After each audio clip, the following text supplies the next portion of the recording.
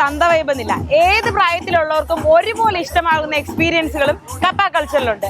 നേരെ വരാം പച്ചകുത്തിലേക്ക്. ഇന്നലെ തൊട്ട് നമ്മുടെ സ്റ്റോളിൽ ഒരുപാട് ആക്ടിവിറ്റീസ് നടക്കുന്നുണ്ട്. ഇപ്പോൾ ഒരു ഏരിയയിൽ ക്ലേ മോഡലിംഗ് നടക്കുന്നുണ്ട്, ഒരു ഏരിയയിൽ ഫേസ് പെയിൻറ്റിങ് നടക്കുന്നുണ്ട്, ലൈവ് പോർട്രേറ്റ്സ് നടക്കുന്നുണ്ട്, സ്ക്രാപ്പ് മെറ്റീരിയൽസ് വെച്ച് ഫൗണ്ട് ഒബ്ജക്റ്റ് ആർട്ടെന്ന് പറയുക. അപ്പോൾ നമുക്ക് വഴിയിൽ നിന്ന് കിട്ടിയേക്കുന്ന ഒരുപാട് ഒബ്ജക്ട്സ് വെച്ചിട്ട് ഓരോ സാധനങ്ങൾ ഉണ്ടാക്കുന്ന ഫ്ലോ ആർട്ട് ഇപ്പോൾ നടക്കുന്നുണ്ട്.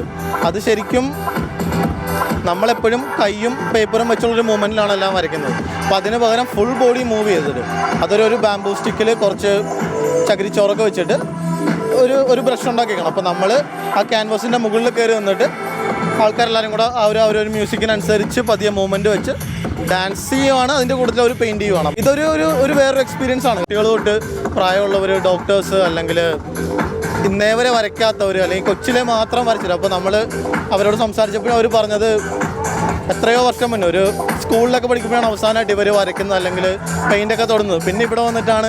അപ്പോൾ ആ ഒരു സാധനം അവർക്ക് തിരിച്ചിപ്പോഴും കിട്ടുന്നുണ്ട്. ചിന്തിച്ച് സമയം കളയാൻ നിൽക്കല്ലേ. വരിക, നിറങ്ങളെടുക്കുക, വരയ്ക്കുക, കളിമണ്ണെടുക്കുക, ശില്പങ്ങൾ ഉണ്ടാക്കുക, ഉള്ളു തുറന്ന് സന്തോഷിക്കുക.